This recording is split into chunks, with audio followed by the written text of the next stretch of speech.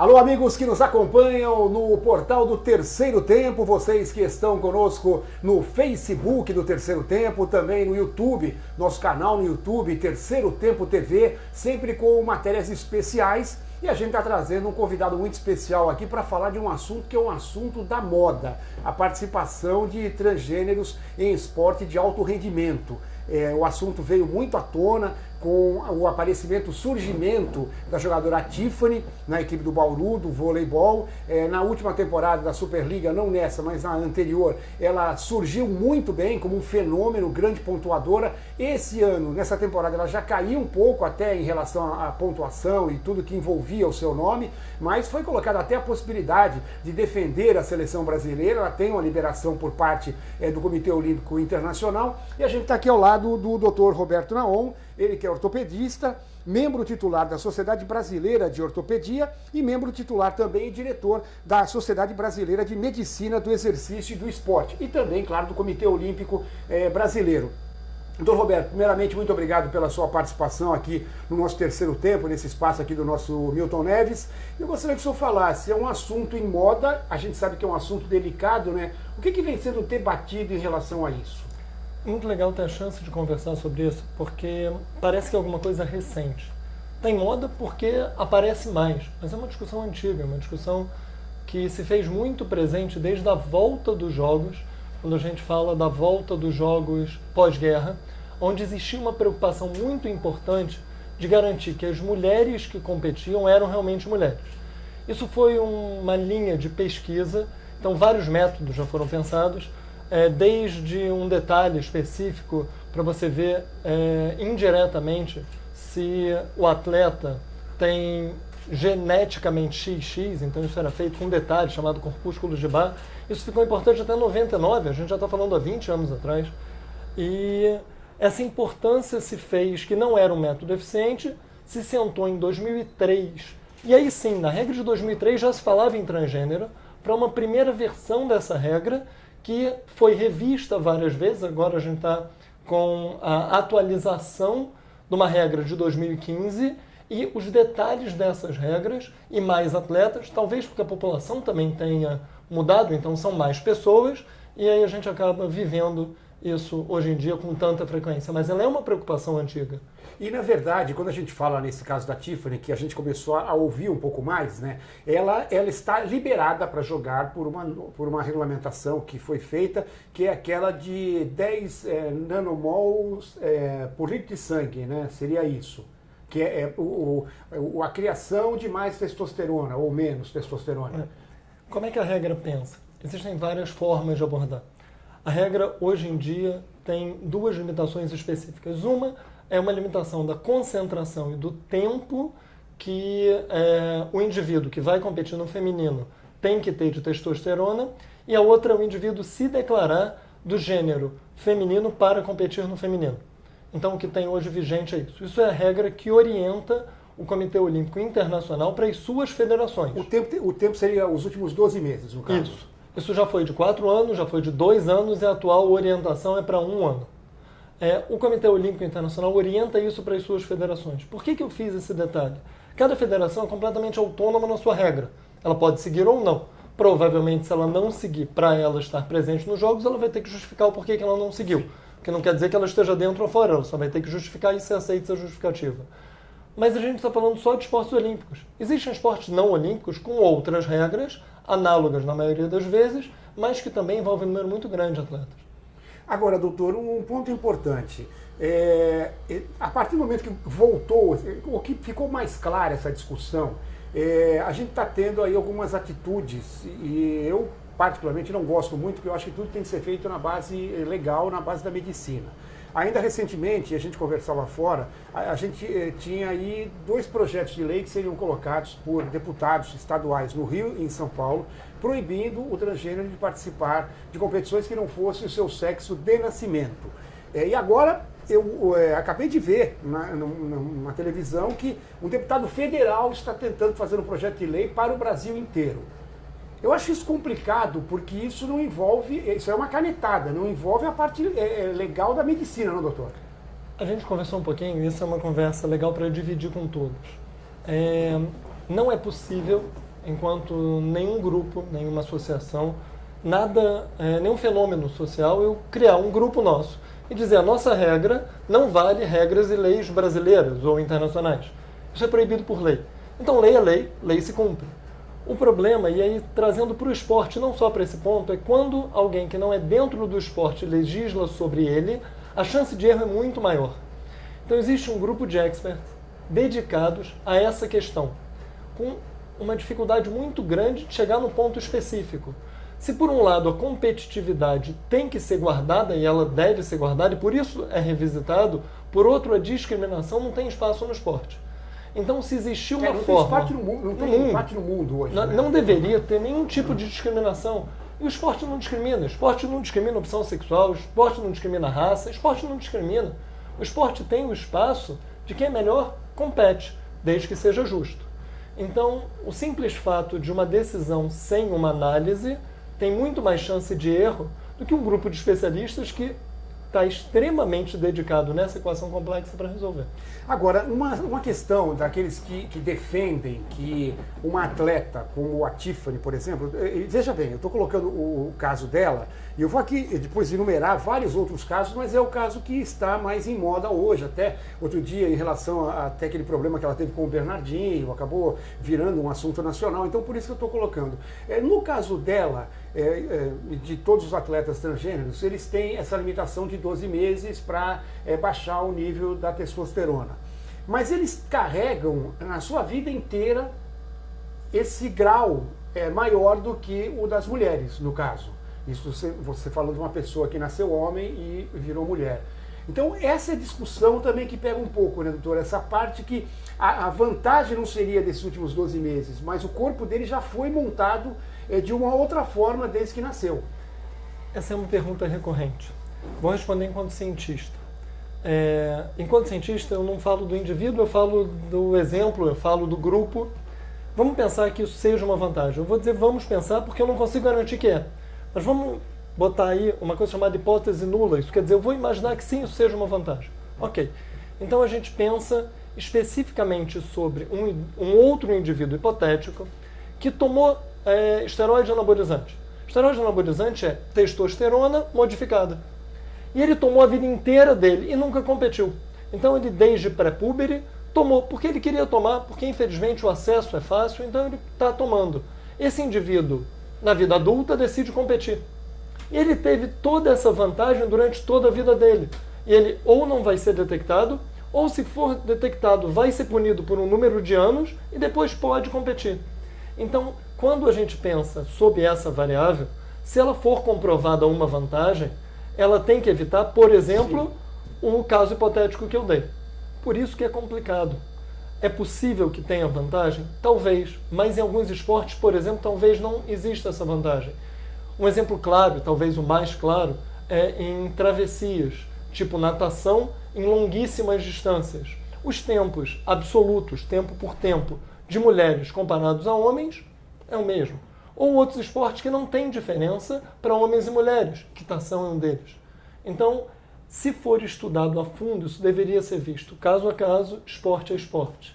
Mas, às vezes, é muito leviano uma informação. Eu peguei o exemplo porque, do outro lado, isso teria que ser revisto também. E o que está sendo feito? Como que é feita essa discussão? Em que níveis elas acontecem? Como que isso aí é feito para que a gente tenha realmente o mais próximo possível de uma decisão acertada e que não prejudique ninguém como pessoa ou também ninguém que esteja do outro lado competindo? O Comitê Olímpico Internacional juntou um grupo de cientistas para cuidar disso. Então, todo o grupo é liderado por uma pessoa, mas para entender todas as variáveis em questão, todas as possibilidades de desvantagem para um lado ou para o outro. Tanto do indivíduo trans competindo no masculino com uma desvantagem clara, quanto a desvantagem possível em relação às mulheres com o indivíduo trans competindo nessa classe. Ainda é importante lembrar, existem outras possibilidades, existem algumas alterações genéticas que podem causar isso. Existem algumas doenças que podem causar isso. E se a gente for cavar, o uso de testosterona, seja exógeno, liberado ou não, tem que estar junto. Então existe um grupo de experts nisso. Além disso, como é um tema em moda, e moda é o que se repete, cientistas pelo mundo estão debruçados nisso, e os grupos colaboram. O Brasil teve um papel super importante nisso. A gente teve um Congresso Mundial de Medicina do Exercício e do Esporte em agosto do ano passado, foi no Brasil. Aconteceu no Rio de Janeiro, também é interessante, isso faz parte do legado. E isso foi discutido abertamente, tanto com a comunidade médica como com a comunidade geral. Então isso é um ponto importante. Tanto foi, quanto o Congresso Sul-Americano agora, esse ano, que vai ser no Brasil de novo, em Foz do Iguaçu, volta a rediscutir esse ponto. A ciência está mergulhada nisso. E o Comitê Olímpico Internacional tem um interesse muito grande de evitar distorções para os dois lados. E é interessante essa conversa nesse momento, e falando exatamente sobre essas disfunções, porque há cerca de, acho que, alguns poucos dias, a Caster Semenya, ela sul-africana, é campeã olímpica na prova dos 800 metros, e ela, antes dos Jogos, um bom tempo antes, ela foi impedida de competir, porque ela produzia um nível muito mais alto de testosterona, embora ela fosse do sexo feminino, ela nasceu mulher. E agora voltou-se à carga essa discussão, e ela foi de novo afastada das competições. Ela tem uma competição nesse fim de semana, ela vai participar, porque já ainda não deu tempo de publicar, mas ela estará afastada até que ela diminua a testosterona. Então, quer dizer, não é só no caso dos trans, é mais um caso para deixar bem claro que isso também ocorre em outras situações. Lembra do que a gente discutiu, da minha colocação, que às vezes uma opinião binária tem muito mais chance de erro? Se a gente colocar que um indivíduo nascido XX é feminino por definição, existem algumas alterações super específicas. Sem entrar no diagnóstico, mas existe uma translocação, uma coisa específica que pode permitir ao indivíduo nascido XX características masculinas muito importantes. Basicamente, produção de testosterona, do seu ponto de vista esportivo, isso é importante para a gente. Isso seria uma vantagem? Não era antigamente. Não é o caso dela. Mais uma vez, eu não me coloco à vontade para discutir nenhum dos casos, seria antiético. Nenhum deles é meu paciente, nenhum me autorizou a falar. Mas não seria justo para nenhum dos casos não ser visto caso a caso. E ao longo do tempo, esse mesmo grupo de experts senta e vê. Isso não parece lógico. É provável que esteja acontecendo uma distorção. Vamos revisar as regras? A gente conversou um pouco antes. As regras de futebol foram mudadas. Por quê? Porque talvez houvesse alguma distorção. Por exemplo, regras de outros esportes são mudadas. A parte hormonal... O vôlei muda toda hora, o handebol, agora há pouco mudou o polo aquático, toda hora tem mudança. E a parte hormonal é uma regra. É como em um fenômeno social, todos acordamos de qual é o grau de participação em cada uma das classes e quem tem direito ou não fazendo uma competição justa. Esse é o raciocínio. Se distorções acontecem ao longo da história, aconteceram e as modificações aconteceram. Então, esse é o processo natural do esporte. E como eu falei, né, tem vários casos aqui. A gente teve a Érica do vôlei no começo dos anos 90, que ela produzia mais testosterona também, por isso ela foi punida na época, mas depois foi liberada para competir. A Ednancy Silva, judoca, ela tinha também um problema que acabou fazendo com que ela tivesse que passar por uma cirurgia para voltar a competir. E a gente teve fora do país a Renée Richards, uma tenista americana, isso já nos anos 70, que ela virou mulher, ela era homem, virou mulher, depois de uma briga muito grande na justiça, ela foi liberada para competir e em 75 acabou chegando até a final do Aberto dos Estados Unidos em duplas. Quer dizer, como o senhor mesmo disse, isso não é uma discussão que vem de hoje, né? Isso é uma discussão longa. A regra mudou muitas vezes nesse meio do caminho. Provavelmente, se estivéssemos falando do número de indivíduos, atletas, trans, competindo na regra de 40 anos atrás, as distorções seriam ainda maiores. E é provável que a regra mude. Isso não é para o trans. É provável que a regra de esporte mude para tudo.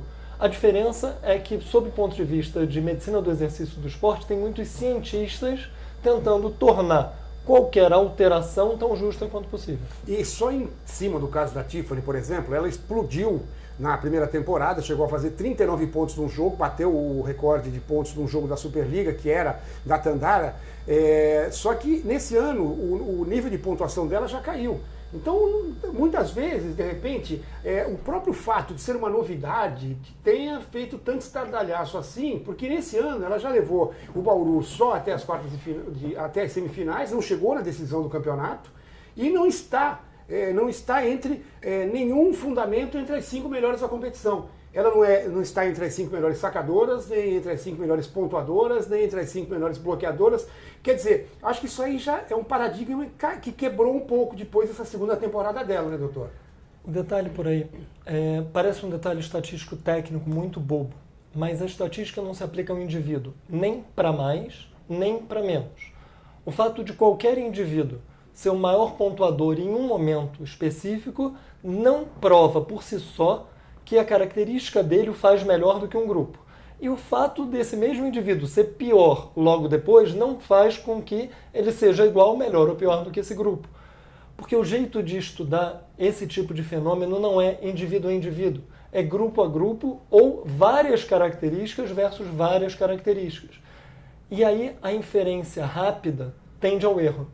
Talvez aí tenha um problema de, eu acho que isso está ou certo ou errado, eu acho que tem que resolver desse jeito ou daquele. Vamos cortar logo, Ou vamos cortar ou vamos aceitar, ou não vamos. Quando você faz essa inferência muito rápida, ela é rasa por isso. Porque estatisticamente pegar um fenômeno de um indivíduo e querer comparar, a estatística não se preza isso. Então a chance de erro é muito grande. É a mesma coisa que no futebol, você gosta bastante também, a gente pega às vezes aquela posse de bola de 70% de um time e ele perde o jogo. Isso. Não tem como não gostar de futebol. Somos brasileiros. Mas é isso. A posse de bola tem uma relação direta com chance de ganho da partida. Quer dizer que eu só vou travar a bola e vou ganhar? Não, isso não é. Isso é uma relação. Mas em um caso específico isso não se aplica. Então agora, essa é a ideia. Agora, doutor, pelo que a gente está vendo, pelo que a gente está sentindo, e vocês que estão trabalhando nesse meio podem dar um testemunho maior, é uma situação que ela tem que ser bem estudada, tem que ser bem tipificada, porque ela não passa a ser um fenômeno isolado. A Tiffany virou moda porque está na Superliga, mas hoje em dia, pelo que a gente sabe, pelo que a gente acompanha, existe muito mais gente trans e muito mais gente trans entrando no esporte também. Quer dizer, eu queria que o senhor desse um testemunho de que realmente isso ocorre. E mesmo não sendo no esporte de alto rendimento, muitos que vão começar a praticar esportes vão acabar indo, se tiverem uma condição boa, para o esporte de alto rendimento, né? A base disso é atividade física. Qualquer atividade física faz bem para a saúde. Não cabe nenhum tipo de discriminação na sociedade. Juntando isso, a gente tem o esporte. O esporte competitivo, o esporte de ponta, está lá na frente. Ele é um exemplo. Ele é uma linha. Se a gente puxar essa linha, a gente tem toda a base. Claro que sim, é importante a entrada em atividade física. Claro que sim, é importante a entrada em esporte. Caso haja alguma vantagem competitiva, provavelmente no esporte competitivo de ponta, essa vantagem será equalizada. Mas é muito mais provável mais atletas entrando hoje do que há 10 anos, do que há 20 ou do que há 40 anos, porque a população trans no Brasil e no mundo aumenta, e se eu tenho mais população, eu terei mais atletas. Então, essa é a linha. Com certeza, qualquer indivíduo se beneficia da atividade física e tendo mais indivíduos fazendo atividade, mais atletas eu vou ter. E era muito difícil fazer essa mudança aqui no país, né? Parece que agora já a condição já é diferente e isso aí facilita claramente para quem quer fazer esse tipo de mudança de sexo, né? Porque antes a gente sabia que tinha alguns polos espalhados em Europa, mas era muito mais caro você sair daqui, deixar o país. Hoje a situação já mudou, já ficou mais confortável para quem quer ter esse tipo de cirurgia, né?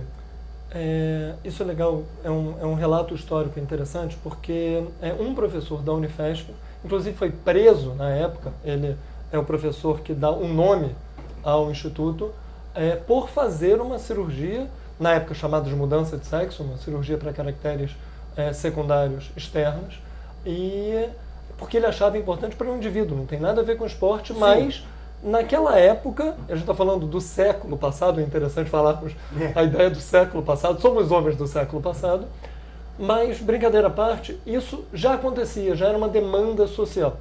É esperado que em grandes centros, Rio, São Paulo, outras capitais, a gente tenha isso e a tecnologia, o acesso à medicina, a medicina e a saúde multidisciplinar é extremamente boa nos grandes centros do Brasil, comparável a Europa, Estados Unidos e outros. Claro, a gente vê aqui uma defasagem muito grande da medicina em centros menores, para a população mais carente, mas a gente não pode deixar de negar que a medicina brasileira é uma medicina de alto nível, né? Verdade, a medicina brasileira... Inclusive no esporte. Principalmente no esporte, volto a dizer, a gente teve um congresso mundial, a gente tem um congresso mundial porque a medicina do esporte no Brasil é de muito bom padrão.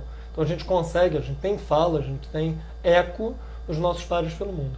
A gente fica pensando, né, falando em futebol de novo, rapidamente, como seria, né, a vida de algumas pessoas, jogadores no passado, se estivesse vivendo agora, como o Zico, com aquela condição no joelho, como o Reinaldo, que naquela época a gente sabe que não tinha realmente um décimo do que os jogadores, que os atletas têm hoje para poder fazer uma recuperação melhor, né? O que mostra isso é a idade média dos atletas em atividade em alto rendimento. Então, saiu uma pesquisa recente mostrando o quanto isso mudou, quanto a idade dos atletas finalistas de algumas modalidades, o quanto isso subiu. Isso tem muito a ver com a qualidade. A gente vê Diego Hipólito na ginástica, ele foi ganhar medalha na sua terceira Olimpíada, já passou de 30 anos, e a ginástica antes era um esporte que era... Quem tinha 20 e pouco já era considerado vovô, já não competia mais. Ainda agora, a gente está tendo as finais da Superliga, o Vissoto fez 36 anos, foi o melhor do jogo. Quer dizer, então, é bem essa amostra, né? E trazendo até um exemplo de futebol, existia a lenda, aos 30 anos já provavelmente se prepara que será o último contrato da vida do atleta. Isso não existe mais. Agora, então, doutor, para finalizar, só um detalhe que eu acho interessante. A gente conversou fora do ar, batendo papo, que da mesma forma que o Brasil tem um esporte de alto rendimento, que tem uma procura muito grande hoje em dia para a prática esportiva, para se sentir saudável, a gente tem um fenômeno hoje em dia que tem no Brasil também, que é o problema de drogas. Não o esporte de alto rendimento, porque eu sei que a política do Comitê Olímpico Brasileiro de antidopagem é muito forte, né? Mas saiu daí, quando não tem fiscalização, a coisa está feia. Isso é uma preocupação importante, é uma preocupação médica. Vestindo o boné médico, o uso e abuso do que seria doping no meio esportivo, quando a gente fala de academia, por exemplo, o abuso vamos falar do que a gente veio para falar, de testosterona, de esteroide anabolizante. Com todos os problemas, é extremamente comum, infelizmente, em academias nos grandes centros. O outro lado da prática esportiva é a prática esportiva não supervisionada, é a prática esportiva com incentivo da forma pela forma ou da força pela força, seja ela uma doença que tem nome, que tem diagnóstico, vigorexia, seja ela por uma característica social. A gente fala de esteroides anabolizantes, mas a gente está falando de inibidores de apetite, a gente está falando de estimulantes gerais, e a gente fala de populações diferentes com riscos importantes à saúde. Então, se por um lado a gente se orgulha muito nos grandes centros a atividade física ser fomentada e cada vez mais, por outro, essa característica é muito ruim. Mesmo proibida, é fortemente proibida, mas é uma característica que a sociedade pagou nos altos. Mas é uma fiscalização difícil, complexa, né? É muito difícil. No esporte é muito fácil. Claro que não é fácil. Mas o que vem por trás do fácil? Existem regras, medidas educativas, o atleta é testado em competição, fora de competição, em qualquer momento da vida dele. Em academia, por mais que sim existam as fiscalizações, elas são super eficientes. Mas como fiscalizar todas as academias o tempo todo e o que não é academia? O indivíduo sai da academia e tem acesso fora, seja de forma pseudo-legal ou totalmente ilegal. Porque quando a gente fala de esporte, eu estou no esporte há muito tempo, acompanhando esportes olímpicos há muito tempo. A gente viu pouquíssimos casos de doping envolvendo atletas de alto nível de equipes brasileiras. A gente viu o caso do César Cielo, que foi provado que foi uma manipulação, viu o caso da Mal Remagem, que a gente sabe que foi uma pomada, foi um descuido, que é lógico que o atleta não pode se descuidar, mas foi um descuido, ela não precisava naquele momento nada para doping, porque ela era uma das melhores do mundo, né? Então, quer dizer, essa participação do Comitê Olímpico Brasileiro é muito importante, tem lá o Dr. De Rose, que é um especialista, né? Então, é mais ou menos por aí, né? O Comitê Olímpico já se preocupou em relação a exames. Hoje em dia existe a Autoridade Nacional de Controle de Doping, autoridade brasileira, tem o nome ABCD, até é um jeito fácil de todo mundo ter acesso, que cuida especificamente da parte de exames, também educação, de tudo isso, o comitê não faz mais nem o olímpico nem o paralímpico. Porque a gente está falando de olímpico, o olímpico também é um trabalho importante ao paralímpico, mas a parte educacional os comitês fazem. Especificamente o Comitê Olímpico do Brasil abriu uma área dedicada a isso. Então existem funcionários hoje do comitê que são ultra dedicados ao detalhe do detalhe, a 24 horas por dia, responderem: tive um problema, preciso tomar remédio, é doping ou não? Os casos citados: olha, estou num médico, não quero tomar o remédio. Não, você tem direito de tomar, seja pedindo isenção de uso terapêutico, seja sendo informado se isso pode ou não pode. Esse detalhe o comitê sempre fez muito bem. Considerando o número de casos históricos que nós temos versus o nosso ranqueamento internacional, o Brasil é excelente nisso. Mas enquanto sociedade, não que isso não pertença ao comitê, tudo pertence, estamos dentro da sociedade. Mas o jeito de regrar é outro. E como punir? O atleta você tira de competição. Como é que você tira o indivíduo se ele faz ou não? Aonde está isso? Como detectar?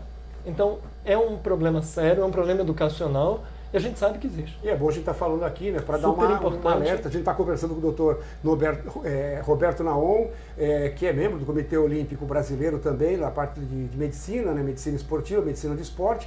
E para finalizar, doutor Roberto, agora o senhor está viajando para Lima, a gente vai ter Jogos Pan-Americanos no final de julho, começo de agosto, né, que é para tentar deixar tudo montadinho, a estrutura montada, médica, para os atletas brasileiros terem tranquilidade nos Jogos. Né? Tem uma reunião importante sempre antes dos Jogos, é uma reunião médica, existem de várias áreas, e a preocupação fundamental é isso. Eu tenho certeza de como é que todo o serviço será apresentado para a gente, qual é o recurso que nós temos, e eventualmente tudo que a gente precisa e vai levar para os atletas para os Jogos fora. A gente tem condição de manter todo o nível de tratamento aqui no Brasil igual a lá fora. E basicamente qual é a estrutura?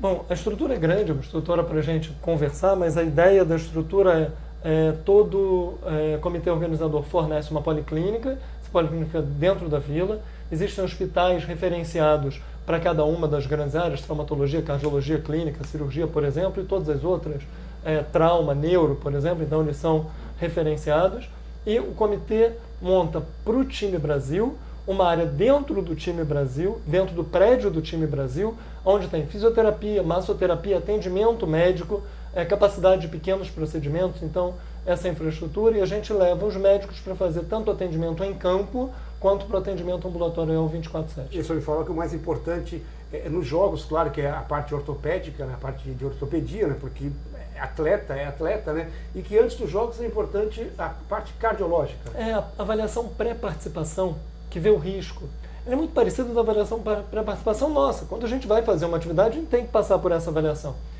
A gente fala que o mais importante é a parte cardiológica porque é onde existe o maior risco de óbito, risco de morte súbita. Então a maior atenção está aí. Claro, quando a gente fala do atleta de ponta, o atleta de ponta pode, por exemplo, ter uma lesão prévia. Essa lesão prévia pode ser, por exemplo, ortopédica, que é a mais provável. Sim. Então, na avaliação, eu tenho essa avaliação feita por um colega que entenda ou seja ortopedista junto. E aí o detalhe da especialidade. A medicina do exercício do esporte, ela guarda todas essas especialidades, no caso do esporte, enquanto capacidade de fazer avaliação para participação. Mas a característica de lesão é muito diferente durante os jogos do que para risco e ou durante os treinamentos. Nos jogos a gente pode ter muito a parte de contusão mesmo, de trauma.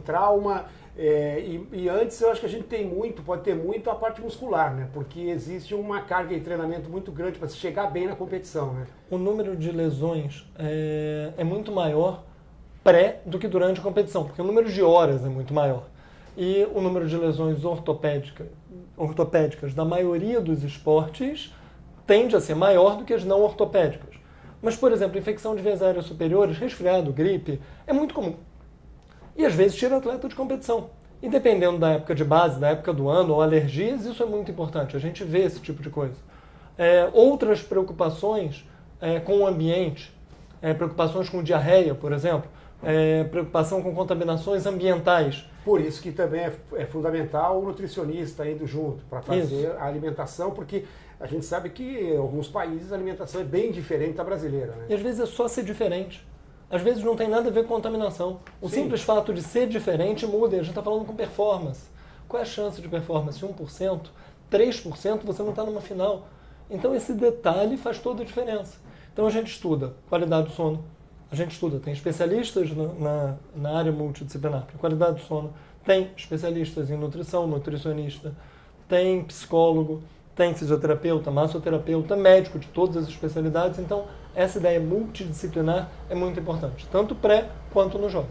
Legal. A gente conversou então com o Dr. Roberto Naon, ele que é membro da Medicina de Exercício do Esporte, tanto do Comitê Olímpico Brasileiro, como também da Sociedade Brasileira de Medicina do Exercício do Esporte, da Sociedade Brasileira, falando um pouquinho para a gente exatamente desse assunto, que é a presença, nesse momento não, que já vem de muito tempo, dos transgêneros no esporte de alto nível, de alto rendimento. A gente está falando isso, né? Não é o caso, volto a dizer, não é o caso da Tiffany, o caso dela foi o que mais veio à tona nesse tempo, mas tem muita gente já de muitos anos que também já teve participação em esporte de alto rendimento, e a gente conversou um pouquinho para tentar explicar para você que acompanha a gente aqui no portal do Terceiro Tempo, do nosso Milton Neves, aqui no YouTube, no Terceiro Tempo TV, também no Facebook. Dr. Roberto, obrigado pela sua participação e boa viagem para Lima. Muito obrigado, foi um prazer. Obrigado, pessoal. Muito obrigado, então. Até a próxima com mais uma entrevista sempre especial para você que acompanha a gente. Até mais.